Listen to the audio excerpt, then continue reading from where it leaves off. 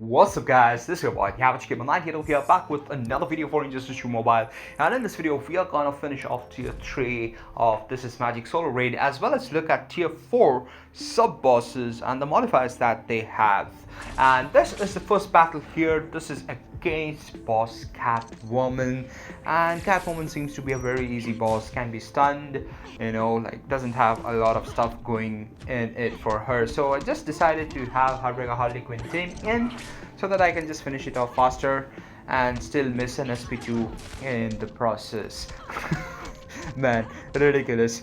Alright, so here we go with the first stun, and I think one stun should be enough, or possibly just two stuns there. Just checking in the damage, not much of hassle here. It's obviously an easy pip. Finishing off this boss of only 7.8 million health is not much at all. So we are gonna also look at tier 4 bosses, the thing that I was talking about. Tier 4 bosses definitely have good modifiers here, which is gonna make this particular scenario, this solo raid, a pretty tough solo raid. Alright, so we are against Boss Robin here. Boss Robin has critical attack resistance. So this might, basically it's just gonna need the Dark Metal Cards artifact in every level as well. So even in Heroic 7, it's gonna need. So as you can see here, I'm doing a stun, and I'm gonna check the damage here. So you can see here, most of the attacks are resisted, and I'm not doing damage at all. So it probably has over 90% resistance, which means Dark Metal Cards is necessary, and this is what I'm doing at this point of time. Also, the special ability 2 is disabled, so we'll have to be very cautious of that in the higher tiers. But this is easy at this point of time. No resistance once the Dark Metal Cards come into the picture. So only 2.8 million for now. Pretty easy boss till now. We'll see what happens and transpires in heroic levels.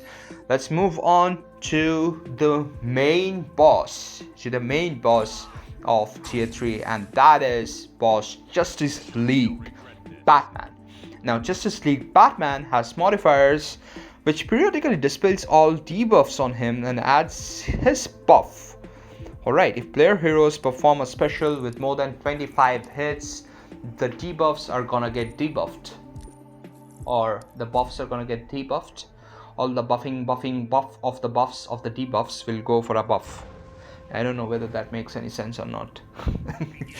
So I actually decided to check out what this debuff and buff and all the scenario is with the Batman Ninja team, because you can see here, once I'm applying the debuffs, it periodically debuffs the debuffs that I apply. And as a result, you can see this blue, light kind of thing coming into the picture. And here I did actually do quite a bit of stalling. It also has a damage cap modifier, as you can see, 1.5 million. It's capping the dot damage. But I'm stalling here intentionally to see what happens. So doing some lethal damage, and I kind of, broke myself up here to see what is this debuff going in. See, it dispels the debuffs. Ideally, a couple of debuffs are getting applied right now. One is the dot from the Beta Club, and one is the dot from the lethal damage. Now there is a blind. So there is 3 debuffs going in, and as you can see, it dispelled the debuffs, and as a result, you have 3 boost, because there was 3 times of dispelling of the debuff.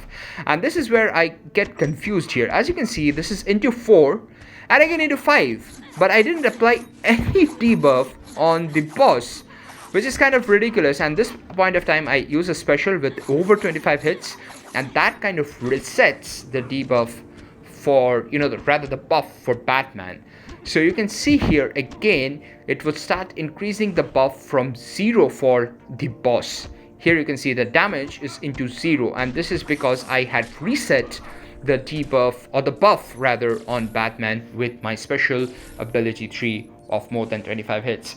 So overall, it's a complex process of gaining buffs for Batman and removing the debuff, but it won't be that complicated. It won't change the gameplay that much. Although, like in higher tiers, if you're using Raven, you need to be cautious, because Raven's like darkness is gonna get lost. So have to be careful in the higher heroic tiers is what I would say. Let's look at the rewards that we get here.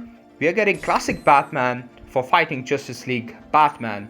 So something is in sync. Let's look at tier 4 here. Cyborg has classes randomly changed during the match and also stuns opponent on tag in. No harmonious modifier, which means the opponent can still be stunned, but it means you are gonna have to deal with a solo damage dealing character most of the time. Let's move on to boss Shazam. Has increased defense, increased damage against agility class, increased dot resistance and immunity to critical, and lethal. Critical plus lethal is critical. Man, this boss is gonna be tough in the later stages, definitely. Dark Metal Cards artifact to the rescue though. Alright, let's look at sub-boss. Blue Beetle has increased damage against Arkin, disables gear for Arkin.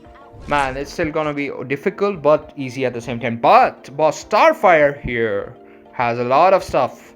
Successful specials, power drain the opponent, disables the opponent's special to their hero's tag in randomly.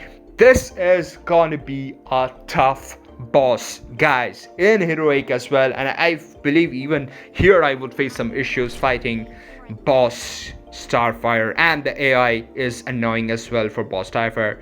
So this right now looks to be the toughest boss till now, but we'll see what happens and transpires in heroic levels as well as the level 5 of this particular solo raid.